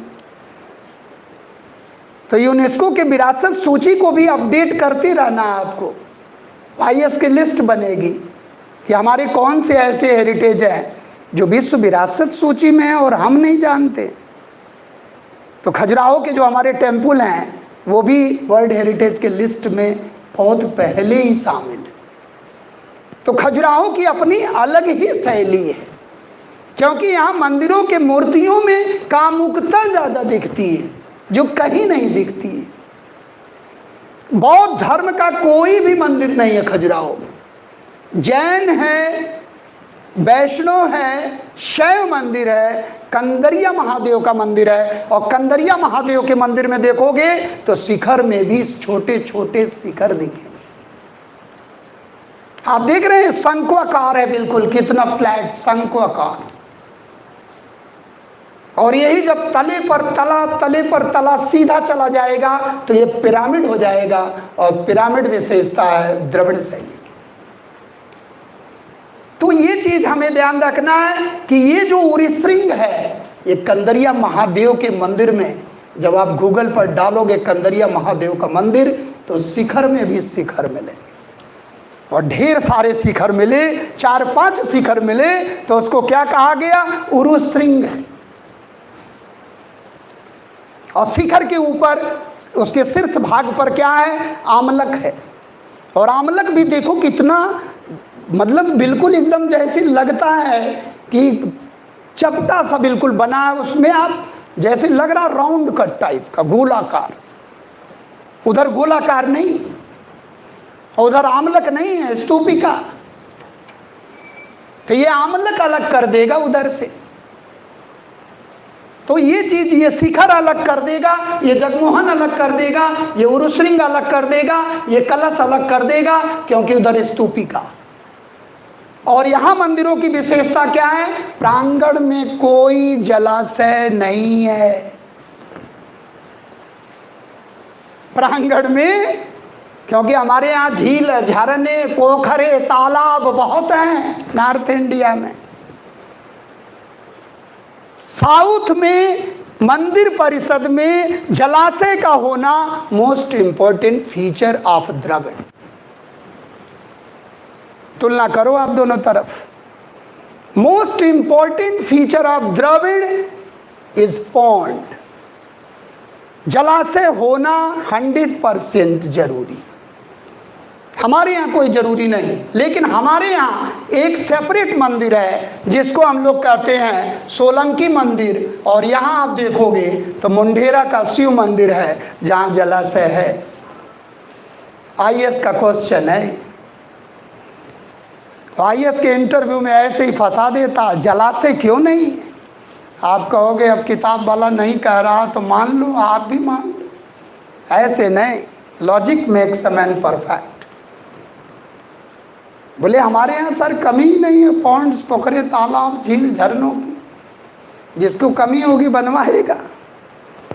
लेकिन सोलंकी शैली में मुंढेरा का जो सूर्य मंदिर है, जो 1026 में बना है, जिसको भीमदेव सोलंकी ने बनाया है, उसमें जलाशय है।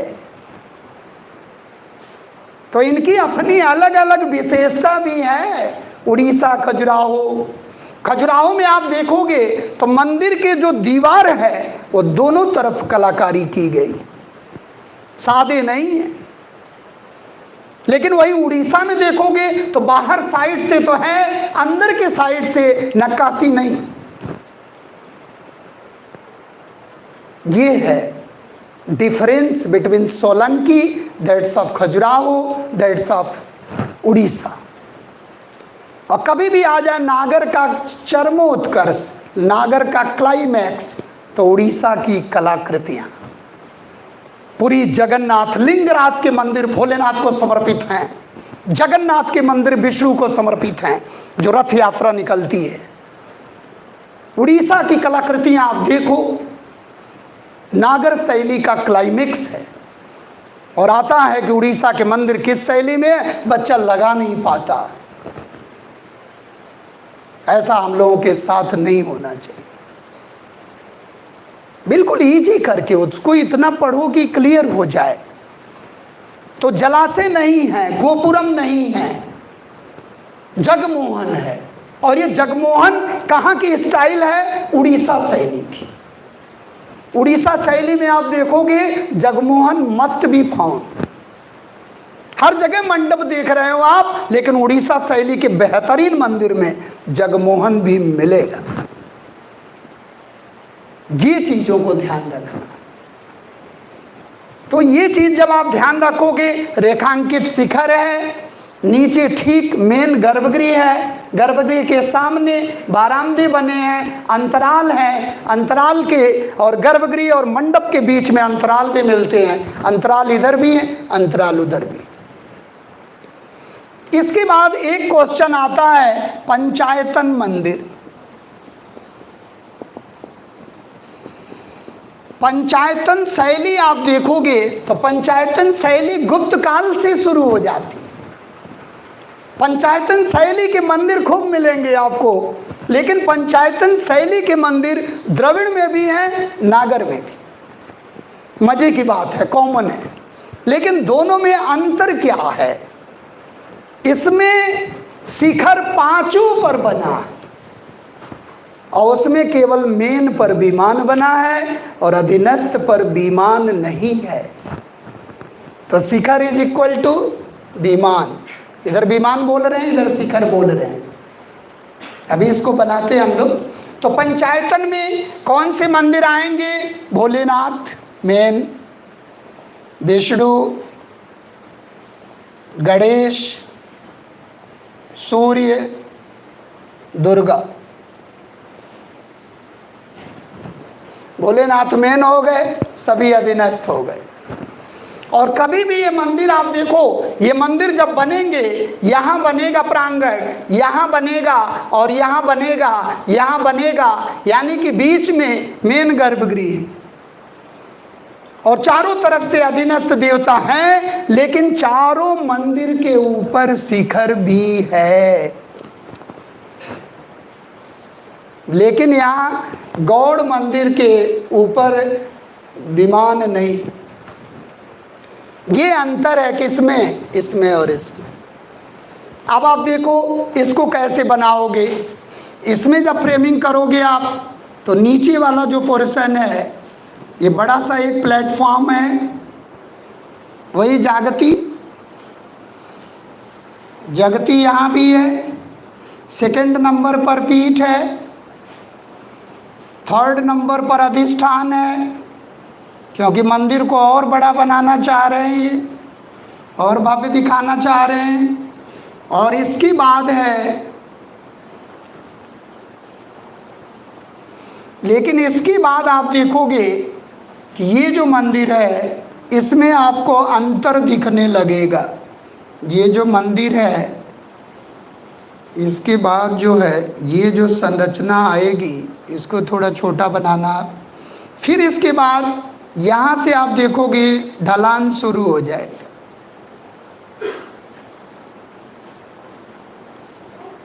ऐसे बनेगा।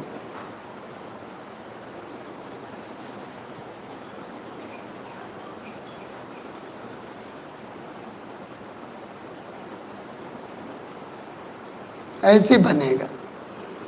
यानी कि ये कैसे बन रहे हैं? तले पर, तले पर, तले पर, तले पर, तले पर, और लास्ट में स्तूपिका। शीर्ष पर क्या है? स्तूपिका। और ये क्या है? विमान है। धंसता हुआ चला जा रहा, यानी कि प्रत्येक ऊपर का तला नीचे के तले से छोटा होता चला जाएगा और पिरामिड जैसा बनता चला जाएगा। और आप देखो कि ये जो है शिखर और इधर विमान, तो कभी भी विमान आ जाए तो विमान का मतलब that's was the essential part of Dravida शैली, द्रविड़ स्टाइल। अच्छा, विमान जो है, आप बहुत गौर से इतिहास पढ़ोगे तो जो अशोक के समय में झांकियां निकलती थी, उसमें जो हमारे देवता, जैसे मान लीजिए आपका पड़ोसी विष्णु बना है या इस तरह से बना और झांकियां निकलती हैं और बढ़िया से आभा मंडल लगा है, ऐसे आशीर्वाद दे रहा, बोले ठीक है कल मिलते हैं, घबरा मत। है आपको याद आ रहा पड़ोसी, और पड़ोसी कहाँ बैठा है? बिल्कुल एकदम लगता है जैसे क्षीर सागर में विष्णु जी बैठे हैं और लक्ष्मी जी पैर दबा रही, भाव विभोर हो गया। वो झांकियों को क्या कहते थे? विमान। जो दिव्य झांकियां निकलती थी उसको विमान कहा जाता था। तो जो मंदिर की दिव्यता है, क्योंकि 13 तलों का मंदिर है, ये जो राजराजेश्वर मंदिर है, ये जो बृहदेश्वर मंदिर है, ये 13 तलों का मंदिर है और ये दक्षिण भारत का सबसे बड़ा मंदिर है, नीलकंठ शास्त्री। ये चोल शैली में मिलेगा, जब राजराज फर्स्ट के द्वारा बनवाया जाएगा। इसीलिए फर्ग्यूसन ने क्या कहा था कि ये तो जौहरियों की तरह बना देते हैं और दानों की तरह कंसीव्ड करते हैं। तो conceived by giants and finished by jewellers, ये प्रसिद्ध कला मर्मज्ञ हैं फर्ग्यूसन, जो चोल मंदिरों के बारे में ये कहते हैं कि ये तो सोच किसकी हो सकती है? दानों की हो सकती है, मानों की नहीं हो सकती है, क्योंकि इतने भव्य मंदिर। आप कभी सोचो, इसके ऊपर जो ये लगा है स्तूपिका, ये इतना वजन का है कि ये जा ही नहीं सकता। अब इसको जाने के लिए क्या कारीगरी लगाई गई? पहले उसकी व्यवस्था की गई, ऐसे ऐसे ऐसे ऐसे ऐसे ऐसे उसको टॉप पर ले जाया गया। That's was the engineering skill. आप कभी मंदिर देखो बृहदेश्वर का, जो 13 तलों वाला मंदिर है, राजराजेश्वर मंदिर, चोलों के समय में क्लाइमेक्स पे पहुंच गई। पल्लव ने तो शुरू किया। पल्लव में आप देखोगे तो शासकों के नाम से शैलियों का नाम पड़ा। तो अभी हम लोग देखेंगे कौन से मंदिर किस शैली में बने। तो यहाँ की मेन विशेषता क्या है? प्रांगण परिसर में पूरा परिसर 4 दीवारी से घिरा होगा और यहाँ आगे बढ़कर आप देखोगे ये तो एक मंडप बनेगा और मंडप बनेगा, और आगे जब बढ़ोगे तब यहाँ पर आप देखोगे भव्य द्वार बनेगा। इतना बड़ा ये गेटवे बनेगा कि जितनी खूबसूरती, यानी कि हो सकता हो मंदिर से भी ऊंचा बने, और इसी को कहा गया क्या? गोपुरम।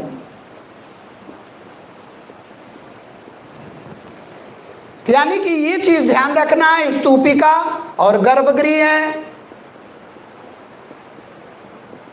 विमान से सेपरेट हो जाएगा। यहां भी है, लेकिन यहां के मंडप को हम लोग क्या कहते हैं? भोग मंडप, जहां भगवान का भोग लगाने के लिए पूरी सामग्री रखी हुई है। अब बड़े मजे की बात है कि यहाँ भी अंतराल है, और यहाँ के मंडप को, एक मंडप किसके लिए है? केवल नृत्य के लिए, नृत्य मंडल, जहाँ कथाकली, कुचिपुड़ी, भरतनाट्यम, जितने नृत्य हैं मंदिर में ही तो होते थे। तो भोग मंडल है, नृत्य मंडल है, अलग अलग मंडप बनाए गए इस शैली। जितने क्लासिकल डांस हैं साउथ में, वो वहाँ थे, जो है भगवान को खुश करने के लिए, क्योंकि हमारे भोलेनाथ सबसे ज़्यादा किससे खुश होते हैं? डांस। इसलिए हमारे भोलेनाथ नटराज की जो मूर्ति है उस पर कई एंगल से क्वेश्चन आईएएस पूछता कि आनंद की मूर्ति है, मतलब उनके भाव भंगिमा पर क्वेश्चन आता, हाथ में डमरू है तो किस बात का प्रतीक? हर पोस्चर पर क्वेश्चन आईएएस ने पूछा। तो आईएएस तो ये सोचता है कि आप कोई मूर्तिकार हो, आप कोई कलाकार हो, आप कला मर्मज्ञ हो, आप बताओ, और आप ठहरे बेचारे सामान्य व्यक्ति सामान्य अध्ययन कर रहे हैं क्या मतलब जगमोहन गोपुरम से? लेकिन तैयारी तो करना ही पड़ेगा। और अच्छी बात है कि हमें जानकारी हो, जब आप घूमने जाओगे तब कहोगे अच्छा गोपुरम मिला, फोटो खींच के ले चलो। तो ये चीज दिमाग में रखना है कि यहाँ प्रांगण क्या होता था? पूरा घिरा होता था, यानी कि 4 दीवारी बनी होती थी और भव्य प्रवेश द्वार होते थे, और भव्य प्रवेश द्वार को क्या कहा गया? गोपुरम। और ये जो होता था सीधा बिल्कुल धंसता हुआ चला जा रहा तले के तला के ऊपर, यानी कि तले वाइज जो मंजिलों वाइज संरचना है, ये जस्ट लाइक कैसे लगता है? जैसे पिरामिड। और इस शैली को हम लोग क्या नाम देते हैं? विमान शैली। तो मंदिर को आपको पहचानना भी है कि कौन मंदिर में कौन सी शैली है, कैसी शैली है। अब हम लोग लिखना चाह रहे हैं, आप नागर शैली के मंदिर लिखो फास्ट। चलते हम लोग लिखते हैं मंदिर। कश्मीर से शुरू करो आप, पहला लिखो आप।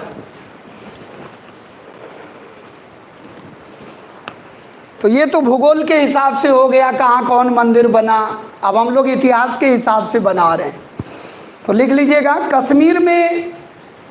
कश्मीर में ललितादित्य मुक्तापीठ के द्वारा बनवाया गया सूर्य का मार्तंड मंदिर। कश्मीर में ललितादित्य मुक्तापीठ, ललितादित्य मुक्तापीठ, जयापीठ, तारापीठ, उत्पलापीठ, मुक्तापीठ, ये सब कश्मीर के राजा हैं, घराने हैं। ललितादित्य मुक्तापीठ। सर कहाँ गायब हो गया ये? हेलो हेलो,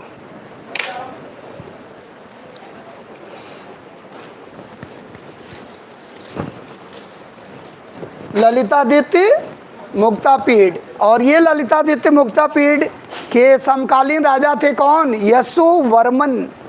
कौन राजा थे? यशोवर्मन। याद आया? यशोधर्मन नहीं, कौन राजा है? यशोवर्मन। और यशोवर्मन को इस राजा ने पराजित कर दिया और भवभूति को अपने यहाँ ले आया।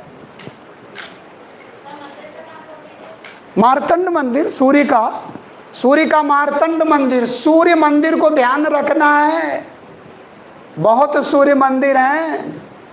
आप एक याद किए हो, बोले बहुत फक्र की बात है, कोणार्क वाला जानते हैं। आईएएस में आता निम्नलिखित में से कौन सूर्य मंदिर नहीं है? सही हो गया। Hello hello hello hello hello hello hello hello hello hello. ये लग रहा नाराज हो गया कुछ तो ध्यान रखना, ललितादित्य मुक्तापीठ के द्वारा बनवाया गया सूर्य का मार्तंड मंदिर। भानु, भास्कर, दिवाकर, मार्तंड पर्यायवाची है सूर्य के। तो मार्तंड मंदिर। और इसके बाद आप लिखो, राजस्थान में माउंट आबू जिले में दूसरा मंदिर। राजस्थान के माउंट आबू जिले में, माउंट आबू जिले में सोलंकी नरेश, सोलंकी राजा भीमदेव सोलंकी के द्वारा बनवाया गया। सॉरी, हाँ सही है, भीमदेव सोलंकी के द्वारा बनवाया गया। भीमदेव फर्स्ट है, भीमदेव सोलंकी के द्वारा बनवाया गया दिलवाड़ा का जैन मंदिर। ये वर्ल्ड फेम का मंदिर है, ध्यान रखना। 1030-31 के आसपास का मंदिर है ये। जैन मंदिर है दिलवाड़ा का जैन मंदिर। कोष्ट में लिख लो आप, जिसे बिमल शाही मंदिर भी कहते हैं, बिमल शाही मंदिर। वस्तुपाल तेजपाल बिमल शाह ने इसे बनवाया। ये विश्व प्रसिद्ध मंदिर है, इसलिए सेंचुरी भी तैयार रखना है। ये जिस समय सोमनाथ मंदिर पर आक्रमण हो रहा था 1025, तो उस समय राजा कौन था सोलंकी? भीमदेव फर्स्ट। और यही भीमदेव फर्स्ट ने बनवाया क्या? दिलवाड़ा के जैन मंदिर, जहां आंखें हीरे की हैं। बहुत बेशकीमती मंदिर है। महावीर स्वामी, पार्श्वनाथ, आदिनाथ के मंदिर बने हैं दिलवाड़ा का जैन मंदिर, और इसे क्या कहते हैं? बिमल शाही मंदिर। किसने निर्माण किया? वस्तुपाल, तेजपाल और बिमल शाह। तो वास्तुकार कौन है? वास्तुकार कौन है? वस्तुपाल। लगा लोगे आप? वास्तुकार कौन है? वस्तुपाल, तेजपाल, बिमल शाह। और बिमल शाह इनके जैन मंत्री हुआ करते थे, जिनके नाम पर मंदिर का नाम क्या पड़ गया? बिमल शाही मंदिर। तो दिलवाड़ा का जैन मंदिर भी बहुत अच्छा है, खूबसूरत है, नागर शैली का। हम लोग सारे मंदिर नागर शैली में बनवा रहे हैं। फिर लिखो आप तीसरा, काठियावाड़ क्षेत्र में, गुजरात के काठियावाड़ क्षेत्र में, गुजरात के काठियावाड़ क्षेत्र में निर्मित होने वाला शिव का सोमनाथ मंदिर। ये सोलंकी शैली में है, नागर शैली में है।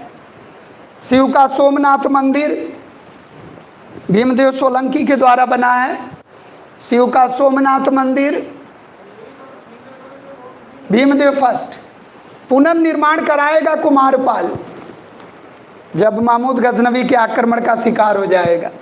ये भोलेनाथ का मंदिर है, तो ध्यान रखना है। शिव का सोमनाथ का मंदिर। और लिखिएगा 1026 ईस्वी में, ये भी भीमदेव सोलंकी है, 1026 ईस्वी में निर्मित होने वाला मोंढेरा का सूर्य मंदिर, ये वही है मोंढेरा का सूर्य मंदिर, गुजरात। मोंढेरा का सूर्य मंदिर, ये आईएएस का फेवरेट क्वेश्चन है। मोंढेरा का सूर्य मंदिर, इंदौर का सूर्य मंदिर, मंदसौर का सूर्य मंदिर, चंद्रभागा का सूर्य मंदिर, कोणार्क का सूर्य मंदिर, बहुत जगह सूर्य मंदिर मिलेंगे। ये होल के लाड खां का सूर्य मंदिर। तो सूर्य मंदिरों की तलाश करना पड़ेगा आपको, तब सेफ रहोगे आप। तो मोंढेरा का सूर्य मंदिर भी किसने बनवाया? भीमदेव सोलंकी, 1026। और ये किस शैली में ढला है? किस शैली में ढला है? सोलंकी। और सोलंकी ना आए तो काम चलाने के लिए नागर। फिर लिखो आप, मध्य प्रदेश के खजुराहो क्षेत्र में, नेक्स्ट, मध्य प्रदेश के खजुराहो क्षेत्र में चंदेल वंश के शासकों के द्वारा बनवाया गया। चंदेल बुंदेलखंड का इलाका है, इधर रोहेलखंड उधर बुंदेलखंड। चंदेल वंश के शासकों के द्वारा बनवाया गया शैव वैष्णव और जैन मंदिर। शैव वैष्णव और जैन मंदिर, शैव वैष्णव और जैन मंदिर। इसी में बनेगा क्या? कंदरिया महादेव का मंदिर। उरु श्रृंग वाला है, शिखर शैली वाला है। और कौन सी शैली है? कौन सी शैली है? खजुराहो। और खजुराहो ना आए तो नागर से काम चलाने ला। तो कंदरिया महादेव का मंदिर है, चतुर्भुज विष्णु का मंदिर है, और जैन धर्म के मंदिर हैं। लेकिन कोई भी मंदिर बौद्ध नहीं है, 30 से 40 मंदिर है। और चित्रगुप्त का सबसे फेमस मंदिर भी बना है कहाँ? खजुराहो। चित्रगुप्त भगवान, चित्रगुप्त से तो परिचित हैं? हाँ, कायस्थों के देवता हैं चित्रगुप्त भगवान। और यमराज की हाँ लेखा वही तैयार करते हैं। हम लोगों के जाने के बाद वही निकालते हैं रजिस्टर। बोले निकाल रजिस्टर, देख इसके कारनामे, अब बरसा कोड़े, फिर भी इंसान डरता नहीं है। तो ध्यान रखना है। तो खजुराहो की भी कलाकृतियाँ किससे जुड़ी हैं? नागर या खजुराहो शैली। फिर लिखिएगा उड़ीसा, उड़ीसा को लिख लो आप। उड़ीसा में पुरी जगन्नाथ, उड़ीसा में पुरी जगन्नाथ और भुवनेश्वर में बनवाए गए मंदिर। यहाँ गंग डायनेस्टी है, गंग वंश है। पुरी जगन्नाथ और भुवनेश्वर में बनवाए गए मंदिर।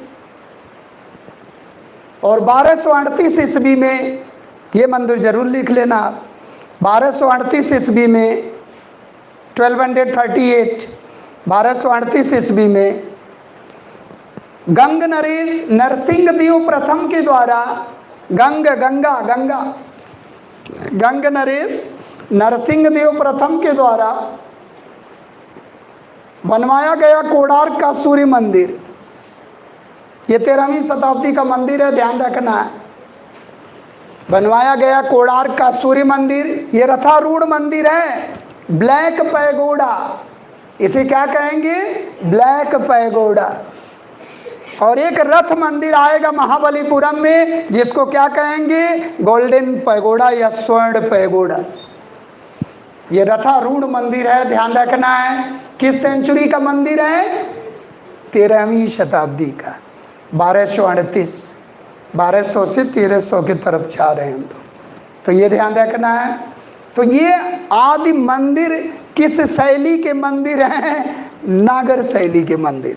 यानी कि मध्य प्रदेश, उत्तर प्रदेश, लेकिन मध्य प्रदेश में तेली का मंदिर छोड़कर वो द्रविड़ शैली का मंदिर। तो कभी कभी आएंगे ऐसे अपवाद, तो एक दो अपवाद आप देख लेना। तो ये सारे मंदिर किस शैली में बने हैं? नागर शैली में। तो सर अभी आए नहीं, चलते रहें, बनवा दें एक आध दो मंदिर। हाँ नहीं, दरअसल हमारा क्लास भी है ना उधर, वो वेट करते हैं सब बेचारे बच्चे। चलिए बेसर शैली वाला। नमस्कार सर, आइए, बेसब्री से इंतज़ार कर रहे हैं हम लोग। चलिए थैंक यू। कल बनवा देंगे 8-10 मंदिर, फिर हम लोग अटैक करेंगे, कल ही करेंगे। जय हिंद, जय भारत, थैंक यू।